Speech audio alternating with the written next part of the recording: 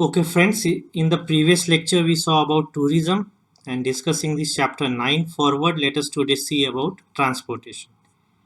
Transportation, as we all know, is movement of goods and people from one place to another, for which we need some means of transport like roadways, railways, airways, and waterways. So, these things we will be discussing in our lecture today. So, let's start discussing about transport. So, on the page number 63 of your book, you have been given this map of Brazil, and it says Brazil's major transport routes. And look at the index, they have shown major roads, other roads, railways, capital, tourist places, airport, and port. So there are many tourist places also which you come across in this map. So if you are asked to write about examples of the tourist places in Brazil, and what kind of tourism can be developed there, yesterday we saw, you can write the names of places from this map. Okay, so look at this map. Here we have an airport, Boa Vista, Manaus, the urban place in the Amazon basin, which is a port. It's a port on river Amazon. It's at the confluence of two rivers we had read, Amazon and Negro River. Then here there is a tourist place, Cruzeiro do Sul, Porto Velho, which is an airport also. Then this is the Trans-Amazonian Highway. It's an important highway that is connecting the western and the eastern part to the capital city of Brazil, which is Brasilia. So Trans-Amazonian Highway, which transcends through the breadth of this country. It's a very important highway connecting important places like Manaus, Porto Velho, Cruzeiro do Sul, Brasilia, etc. Then there is Port Belém,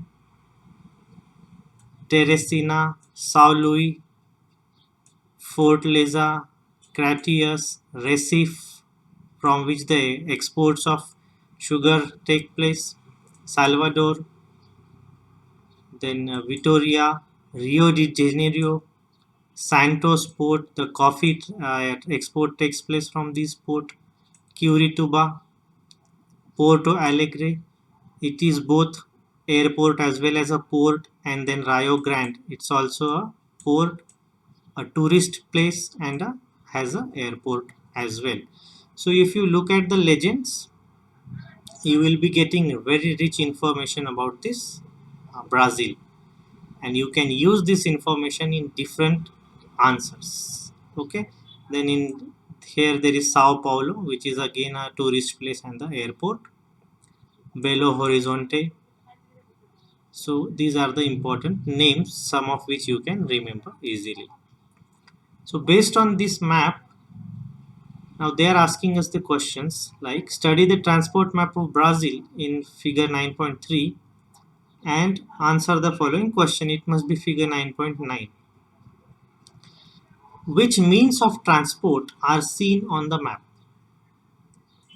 So it's quite obvious. We are seeing here roadways, railways, airways, okay, and also waterways because ports are located. So all the four types of means of transportation we can see here: roadways, railways, airways, and waterways. Now waterways will be of two kinds: one which is within the country, internal waterway, and one which is used for international trade, that is the oceanic route. So you can have internal waterways as well as the international or oceanic or coastal waterways. So which means of transport has denser network? So out of roads, rails, air, and these ports, waterways, which one is the most dense that we can see in this map. So as we can see, it has to be the roadways. No, Trans-Amazonian Highway is there, then there are many other roads, and there is a dense network of roads as compared to other modes like railways, etc. Railway is concentrated only in this part, southeastern and southern part, but then roads are distributed and the network is dense for roadways overall. Okay, then which highway can be seen prominently? It is the Trans-Amazonian Highway that can be seen prominently. Trans-Amazonian Highway. Which places does it join? So you can see this Cruzeiro do Sul, Porto Velho, Manaus. It also joins Manaus with Brasilia. Okay, so this Manaus and Brasilia, Porto Velho, these three names you can easily write. What could be the reason of development of railways in the southeast? So see, in the map we see the railways. This railways, we see a dense network is there in the this region, southeast region. So what are the factors that are helping development of railways in this area? Those factors definitely are the topography. So the topography of this region will be mostly plain. There is also rugged topography, but technology will be used for construction of railways there.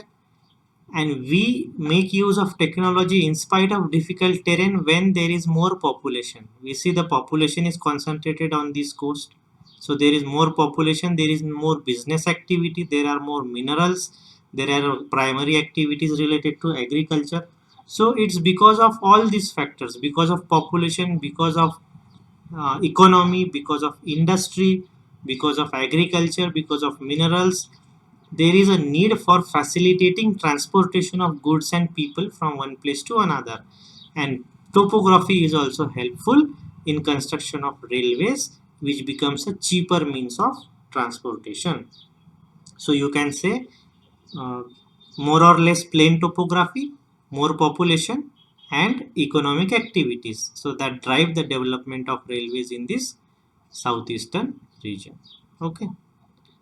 Then in which part of Brazil do you see lesser development of transport network, and what could be the reason behind that? So we see a lesser development of transport network. It's obvious in this northern part.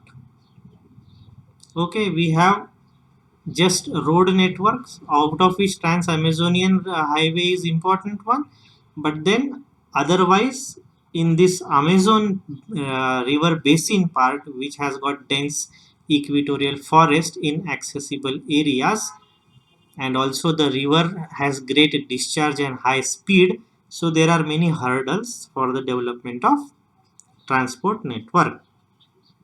So in the northern part of Brazil and in the inaccessible Amazon basin, we see that the lesser development of transportation network has taken place. Okay, and the reasons are topography is unfavorable, accessibility is less, the rivers are very high speed and have high discharge, and they also at their at the river basin, it has got ups and downs, rigid topography. So these are the some of the reasons. And also the population density there is very less, very sparse population is there, and economic activity is also less, and therefore also there is no incentive to go and develop transportation in those areas. When the economic activity will start progressing, that time we will be feeling the need to develop, and we will be using technology in spite of difficulty of topography and other geographical factors. So Likewise, you can approach this map. Okay. So we will be revisiting these points once again. So let us move forward. So the geographical explanation part, which is given on the page number 63 itself. It says the most common method of transportation is roadways, and we are talking about what? About Brazil. So the most common method is the roadways. This is a fact. If you are asked, it is true, or if you are asked for fill in the blanks, it will be roadways. Roadways account for how much? For more than half of the transportation system in the country. But the density of the road network is concentrated in which part? In the eastern part of the country. So the density of roadways is concentrated in the eastern part of the country where there is more population. Whereas the forest land of Amazon River Basin and the swampy lands, they have limited development of roadways in this part. So where there is Amazon Basin and this Pantanal region having swampy and marshy lands, so there you see that the development of roadway is limited. So they are talking about two regions. One is the eastern region in which the density of network of road is high, where the population is also concentrated, whereas in the Amazon basin and in the swampy areas the development of roadways is limited. Overall, more than 50% of the transportation is done by roadways in Brazil. These are the facts we are getting. Now come to waterways. Waterways have been developed on a commercial basis. In which river? In Amazon River. So Amazon River is the one which is used for international transportation as well. Boats, they ply from Peru. Peru is a different country here. So there is a port Iquitos, not in Brazil but in Peru. So boats apply from Iquitos in Peru to the mouth of this Amazon River. Here is the mouth of Amazon River. Belém is the place situated there. You can see Belem. So from Peru, somewhere here, Iquitos, this river Amazon is used for international transportation because two countries are getting involved from Iquitos to mouth of the Amazon River, and they have developed it on a commercial basis for trade and commerce purpose.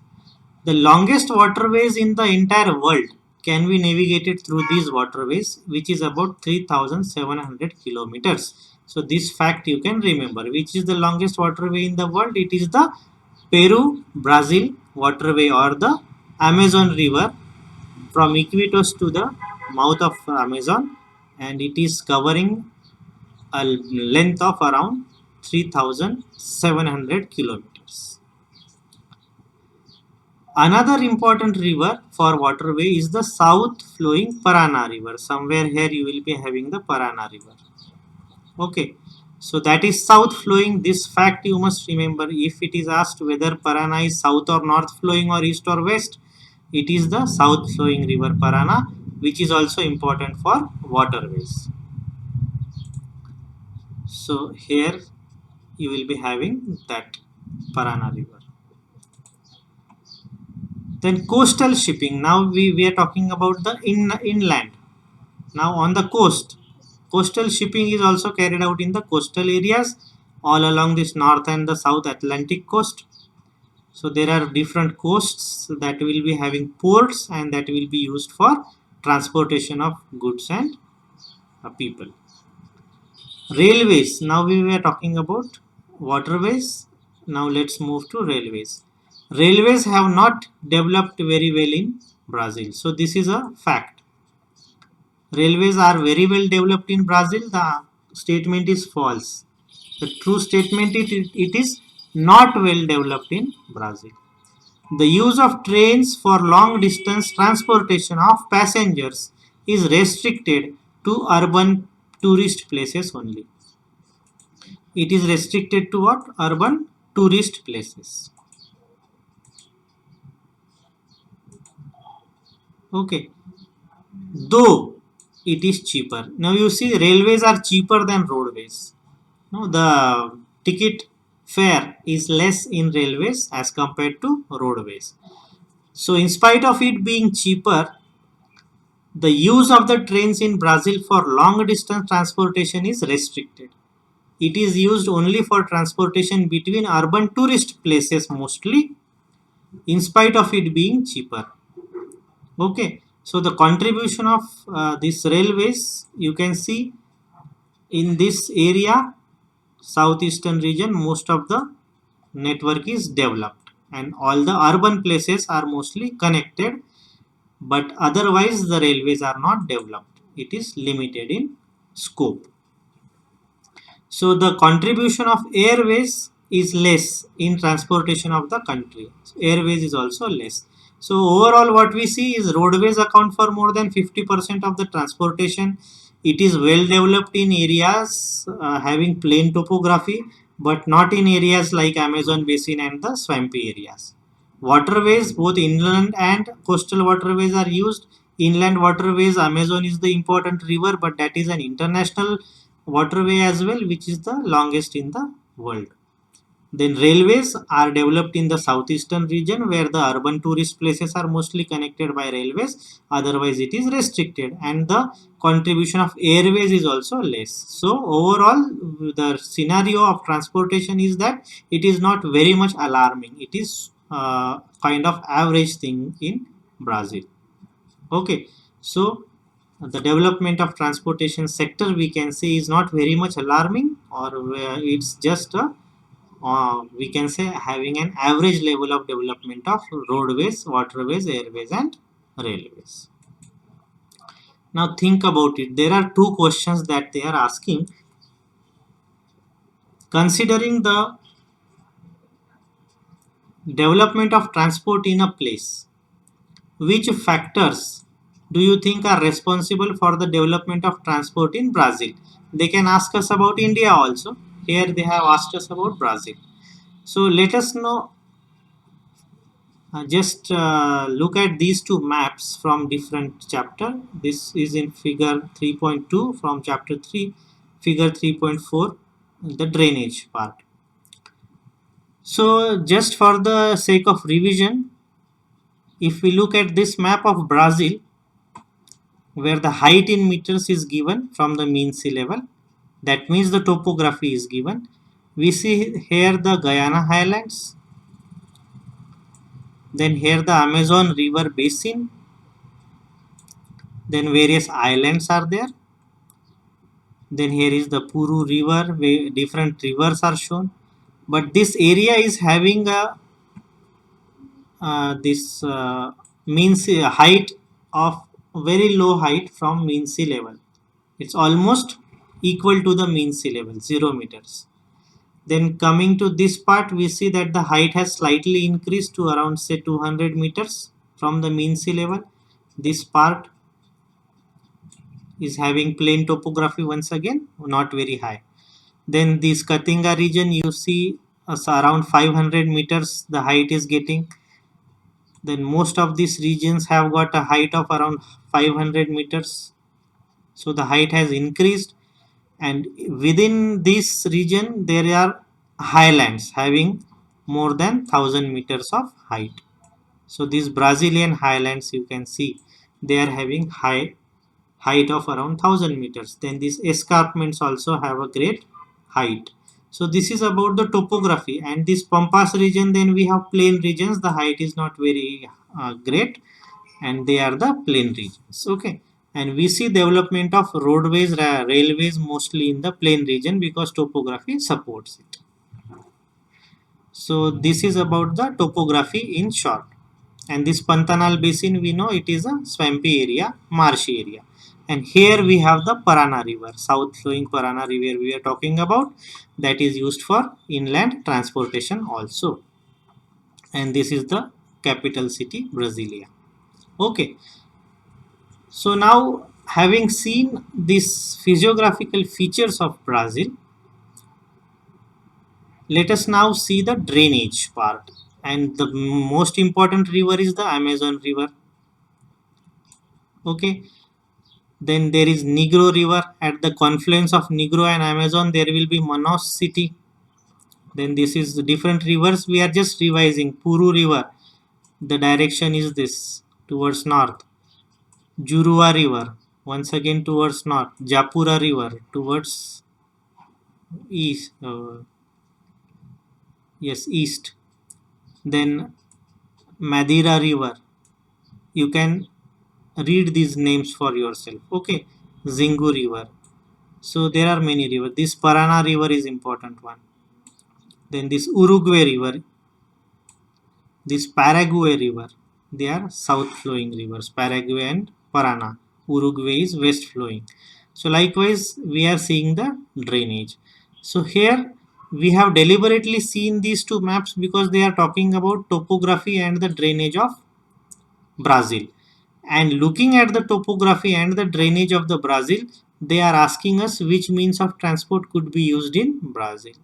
So okay, so we saw this topography and the drainage part, and we can then infer what kind of transportation network can we develop in which areas. So before that, let us look at the factors that are important for the development of transportation in any country. Here with respect to Brazil they are asking.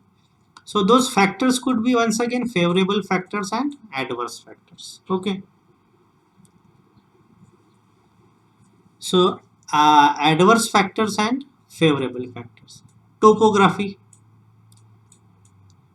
If the topography is plain, then we can have better development of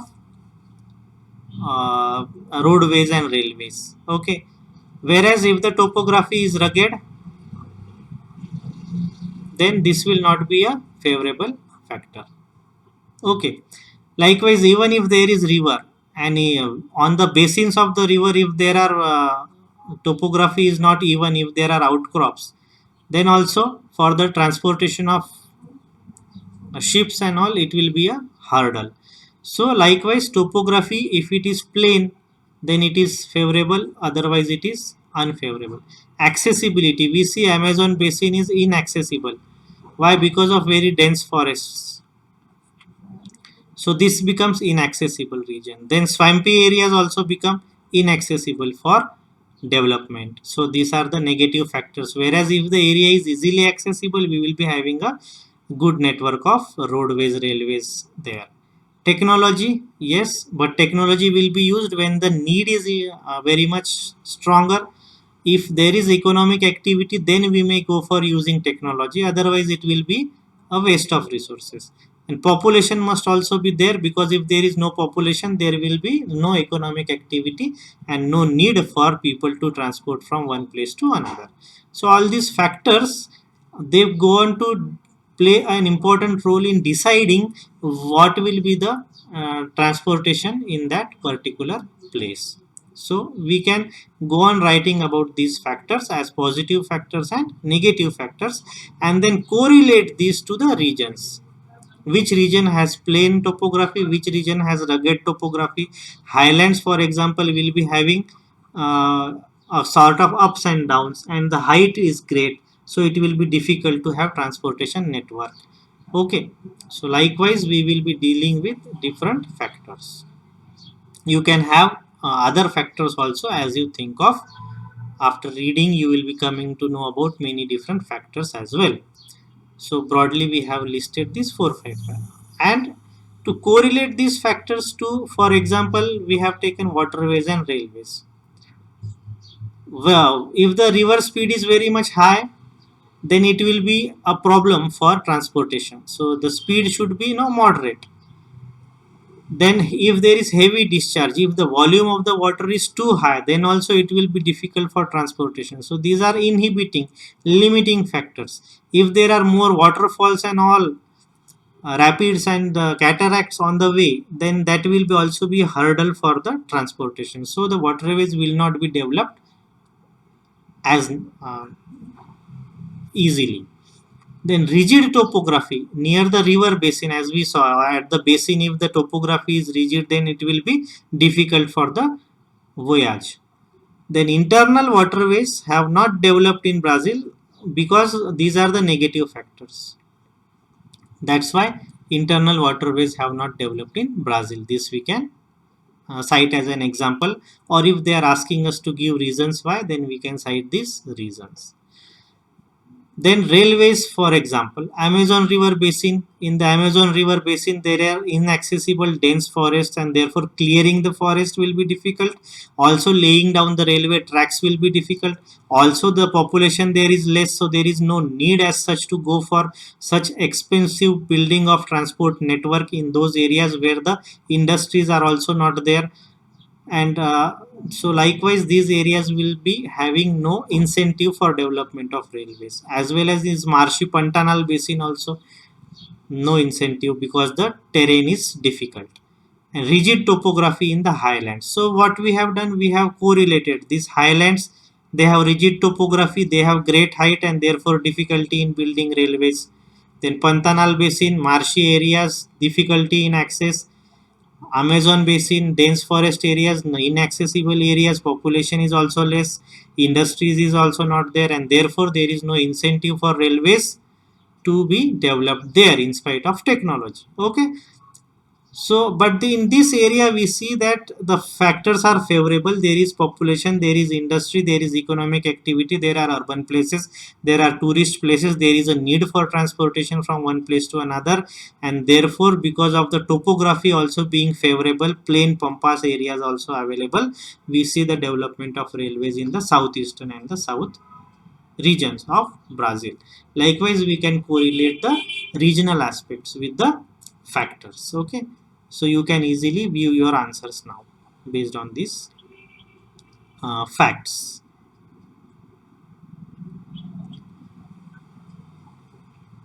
So that is about the transportation of Brazil. So broadly, what are the takeaway points? The roadways, they are most developed. Railways are developed in the southeastern region. Airways are less developed, and waterways are also less developed, and the reasons we have seen. But then overall, the level is of kind of average kind of development of transportation is seen in Brazil. But still, Brazil is a better country with respect to the per capita income. So per capita income is an indicator of economic development. So likewise, it is good, but in the basis of transportation network only, Brazil is not very alarming. So having seen about the transportation of Brazil, let us now look into the transportation of India. And for that, it is on the page number 64. So on the page number 64, there is figure 9.10, and which is this about national highways and major ports. So two things have been given here. One is the roadways, and another port means we will relate it to waterways. Now among the roadways, they have shown this north and south highway, east and west highway in green color, then golden quadrilateral, then various national highways. National highways are those which are of national importance, joining state capitals and important places between different states. Within state we have state highways, and then major ports, and the ports is given by this legend, this index you can see. So this is the figure 9.10 about the roadways and waterways, whereas this figure 9.11 is about railways and airways. So all the four means of transportation have been covered in these two maps. So here they have located some important airports shown by this symbol. Then there are important stations, and these are the railway routes shown by line. Okay. So based on these two maps, they are asking us these questions about transportation of India. Look at the transport maps of India given in figure 9.10 and 11 and answer the following questions. Which means of transport are visible on the map? So all the four means of transport are visible. Roadways is visible, railway is visible, airways is visible, and waterways are visible. Okay. So that is one thing. In which part of India is the density of railways more. So which map is to be seen for railways? It is this 9.11. So what we can see here, the density of railway is more in which part we can see, easily point out that it is more in this Ganga Yamuna plains. These are the plain areas of Ganga and Yamuna. So Ganga plains of North India, North Indian plains we can say. In this area, the topography is favorable, the population is high, the primary, secondary, tertiary activities are booming, and therefore transportation of goods and persons from one place to another is important, and the railways can be constructed at a low cost, and therefore you can get the benefit of this topography as well as economy and technology. All these factors are favorable here, therefore more network of railways is seen in this north Indian plain regions of Ganga and Yamuna. Okay, so this is what we can see from this map. Then name the 5 important ports and airports of India. So you can simply see Delhi is an airport, then Ahmedabad, Mumbai, Pune, Visakhapatnam, Chennai, Bengaluru, Tiruvananthapuram, all these are airports, and the ports are to be located on this map 9.10 figure. You see Visakhapatnam port, then Haldia, Kolkata port, then here there is Cochin port, then Chennai, then there is Mumbai port, then here Porbandar port, then here Kandla port. So what you can do is you can look at all the ports from north to south on the western coast of India as well as on the eastern coast of India. So all the ports have been located here, and the airports have also been located in figure 9.11. So you can easily write the names of ports and airports. Now the question is, which part of India has sparse network? Sparse matlab dense ka opposite. Dense is when you are having very high density in a smaller area. Sparse means when the location is uh, away from each other. It is opposite of dense. So Viral, which part of India has sparse network of transport, and what could be the reason behind it? Reasons, once again, unfavorable factors, therefore sparse network. Unfavorable factors means topography is not good, population density is less, economic activity is less, construction of transportation route is expensive, and it is not economically viable, and therefore we do not go for using technology there. Okay, so unfavorable factors are the reason for sparse network. But which parts of the India will be having sparse networks? We can see in this area there is neither railways. Okay, here we see that railways are not shown. Here we see that roadways have not been shown. So in the northern areas, which is having Himalayan mountains, the topography is very difficult, construction of roads and railways is very difficult, and therefore the network of the transportation is sparse. Now come to this area, northeastern area, also very one or two lines of railways are only there. The entire northeastern region is devoid of the transportation network as such. There are roads, but then the density of the road is not too high. Once again, these are also come under the Purvanchal hills, parts of Himalayas only. So the hilly areas of the north and the hilly areas of the northeastern region of India, they do have sparse network. Okay, so this is what we are seeing. And wherever there will be difficulty of terrain, like even in the central India, there will be Vindhyas and Satpura mountains. So wherever there is difficulty of terrain, you will be seeing that the density of the roads and the railway network becomes less there. Okay, so you can for sure write north and northeastern region. Also in some central part the density is less, but even if you do not write it, it's well and good. But northern region and the northeastern region have sparse networks because of unfavorable factors of topography, mostly topography. Okay, so these are the reading of these two maps. Now there can be many different questions framed on the basis of these maps. For example, they can ask us, name the important ports of India on each coast, and we know on the west coast, Kandla, Porbandar, you can go on writing. On the east coast, you can go on writing. Then they can ask us what are the important stations on the north and the south highway.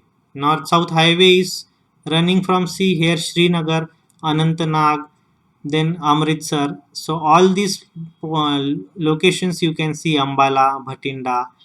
Then here you can see this Hyderabad, then here Bengaluru, and it goes till Kanyakumari. So you see that the north and the south highway is running from altogether from Jammu Kashmir to Kanyakumari, from Srinagar to Kanyakumari. It is one of the, and it must be definitely the longest highway in India. Then the east and the west highway. East and the west highway is shown in this green color, and we can locate it here. Udaipur station in Rajasthan. Chittorgarh is nearby. Then Kota is there, Shivpur is there, and likewise it goes to Kanpur, Lucknow, Gorakhpur, Faridabad, Motihari, Kishanganj. It is also transversing to the northeastern region. Gangtok is also connected in Sikkim. Then we see here it is going to Guwahati, Dispur, and Silchar. So this is how we can locate the east and the west highway from Udaipur to Silchar, and even it continues towards the west. It's continuing in this Bhavnagar also. You can locate it here, Udaipur. So, but for sure from Udaipur to this Silchar in northeast, we can locate this green line. Then golden quadrilateral shown by this pink line, and it is connecting Delhi first, then it goes to Ahmedabad, then it goes to Mumbai, then it is going to Bangalore, then from Bengaluru it is going to Chennai, from Chennai then it is all along the eastern coast till Kolkata.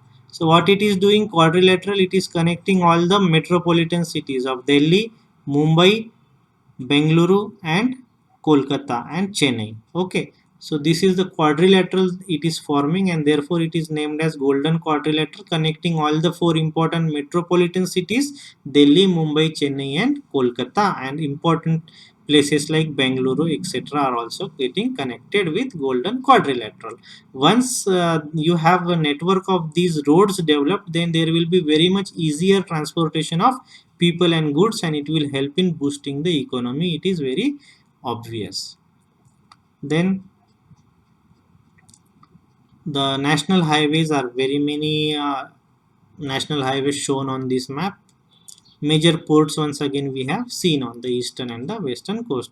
So look at the map and you can answer any question which they are asking based on this map. Okay, now let's move forward.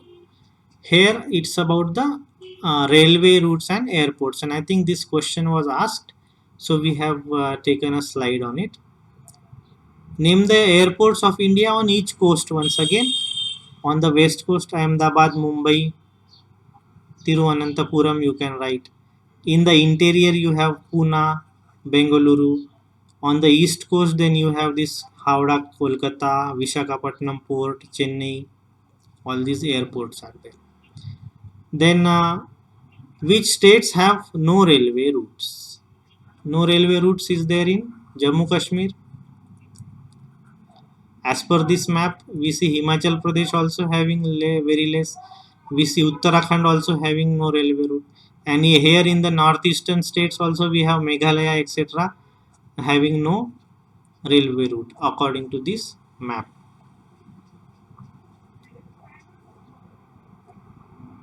Okay. Then Jammu Kashmir, Himachal Pradesh, Uttarakhand, and some states of northeast we can write. Name the southernmost railway station of India. Which is the railway station? Here it is given by this, and it must be Kanyakumari. So Kanyakumari we can say is the southernmost railway station of India. Which is important railway station on the Mumbai and Mangalore route?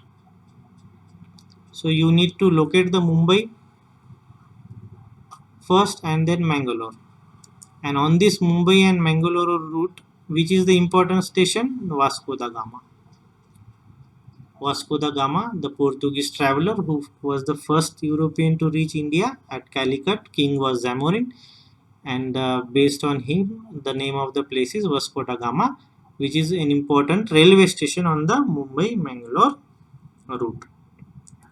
Then name the northernmost airport of India. In this map, it is Delhi.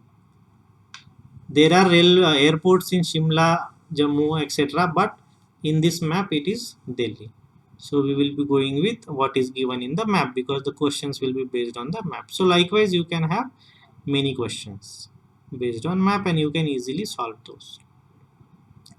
So now let's come to the geographical explanation part, which is given in the on the page number 65.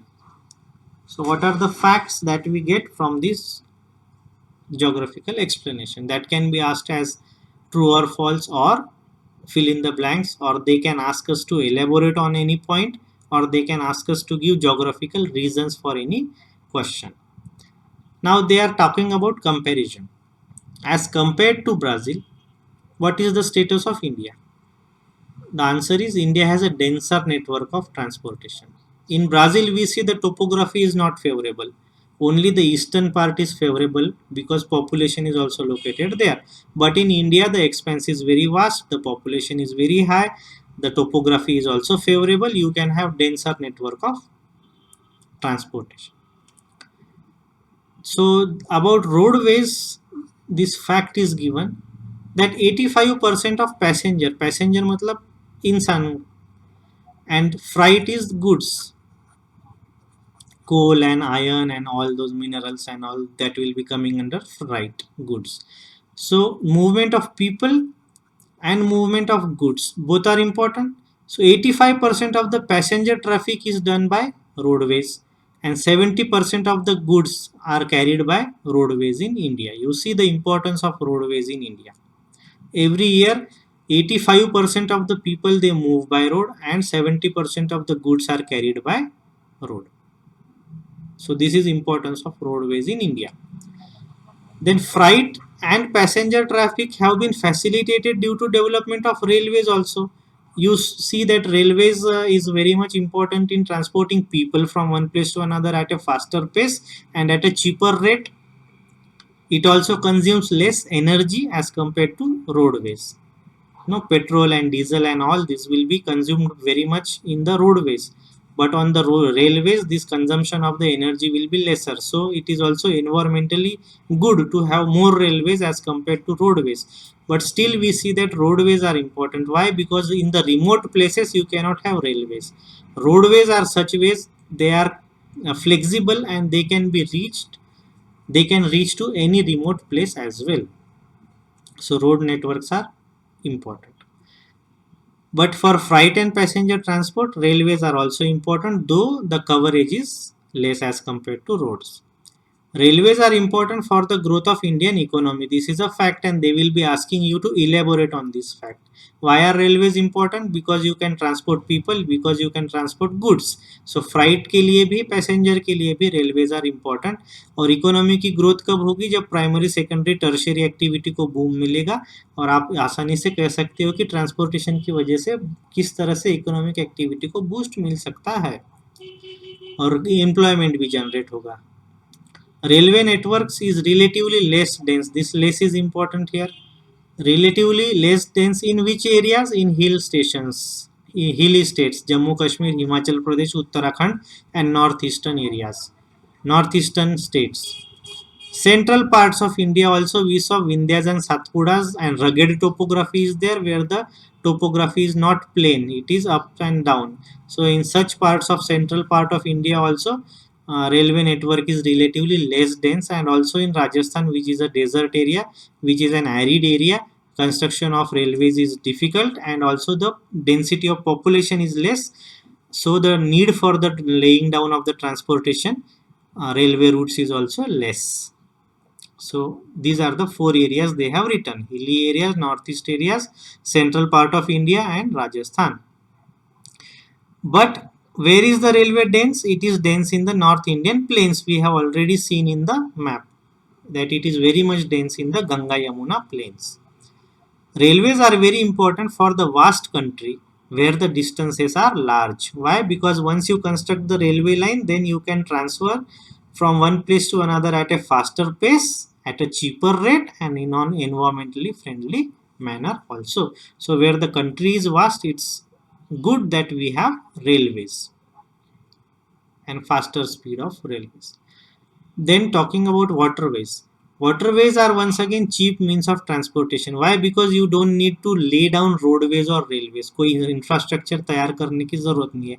Waterways है, उसमें आपका ship यदि आपके पास है तो आप transport कर सकते हो. तो laying down of the infrastructure is not important in waterways, and therefore they are cheaper. उसका इंफ्रास्ट्रक्चर लेइंग का कॉस्ट बहुत कम होता है. Then waterways contribute only about 1% to the country's transportation. This is talking about India. We have only about 1% contributed by waterways. Waterways can be both inland waterways as well as coastal waterways. Okay. So waterways comprises of what? It comprises of rivers, canals, backwaters, and creeks. Creeks and all, where this is the land, and this water body, when it pierces into the between the land masses, we call it as creeks. And towards this Kerala coast you have such outcrops, and this ocean water then it penetrates into this area like gulf. So these becomes the backwaters. Okay, backwaters, creeks, and gulfs. So these are all the areas in which the sea water they penetrate between the land outcrops. So creeks, backwaters in Kerala, canals, rivers, they are used for transportation. Rivers and canals will be used for inland waterways mostly. Backwaters will be for coastal waterways. Creeks will be at the coast, so they will be using for coastal waterways. So approximately 95% of the India's foreign trade, see, it is talking about not domestic trade but foreign trade, when India trades with other countries. So we have this coastline, so Indian Ocean. So we have on the east coast we have seen many ports, on the west coast we have seen many ports. So we can easily transport our goods and passengers from these ports to other countries. So it will be helping us in international trade. So foreign trade. So they move to the ocean routes, and even when the Europeans they came to India first, it was all through the ocean routes. So ocean trade is a historically important route. 95% of the India's foreign trade moves through ocean routes. This is a fact you must remember.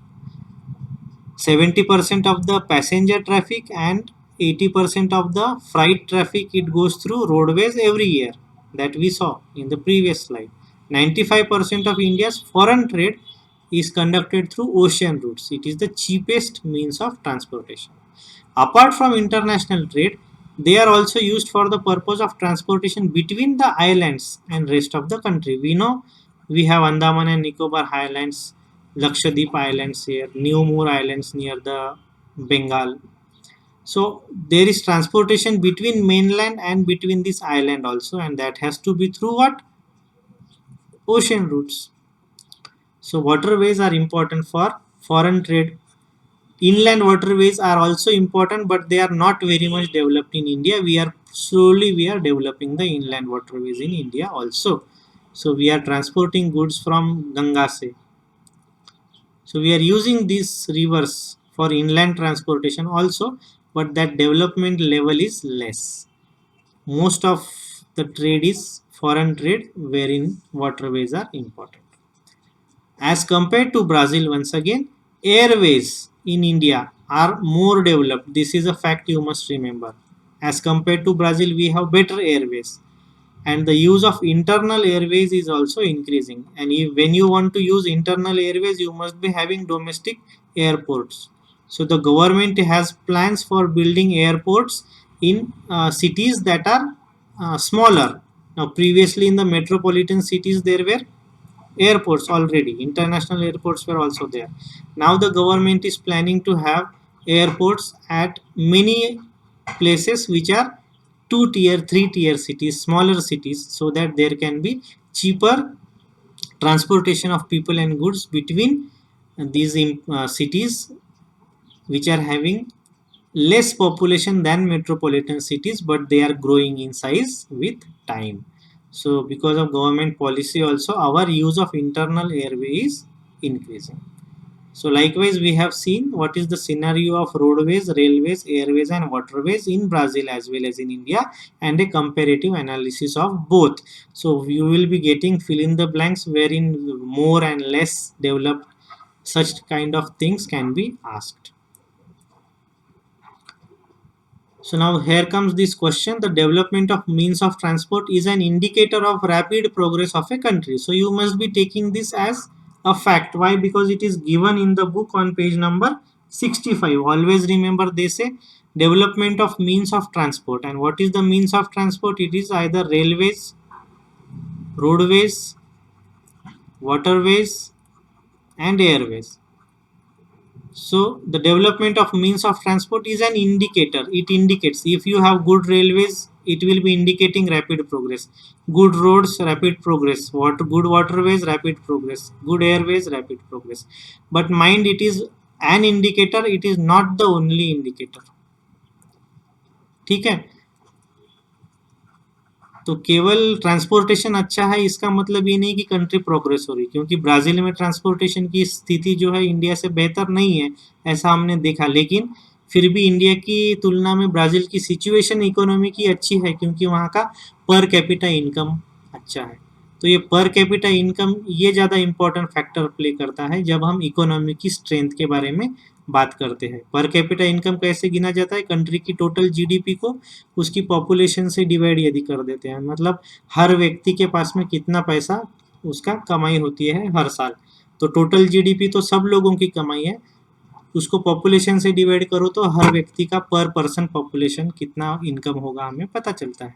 तो per capita income ये ज़्यादा important indicator है development का। साथ ही human development index भी हमने देखा था, ये भी एक इंडिकेटर है कि आपका सोशल और इकोनॉमिक प्रोग्रेस आपका दिखता है।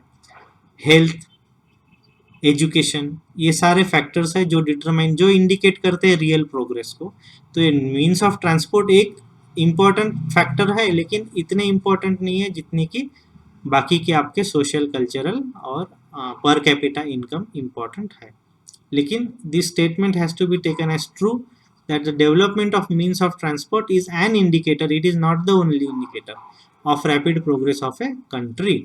So why can we say that transport is important? Because if you have transportation, then you can have physical connectivity between one place to another. You are connecting physically one place to another, so you will be able to transport people and goods from one place to another. If there is transportation, then there will be mobility. If with mobility there can be more business activity, there can be tourism, there can be networking. With networking, once again business activity will be flourishing. Then you can have trade and commerce, international trade and commerce as well as domestic trade and commerce. Employment will be generated, marketing will be done. So for example, if we are in this region of Maharashtra and some agricultural crops we are producing, if we have transportation facility, we will be able to transport these agricultural crops to markets like Mumbai.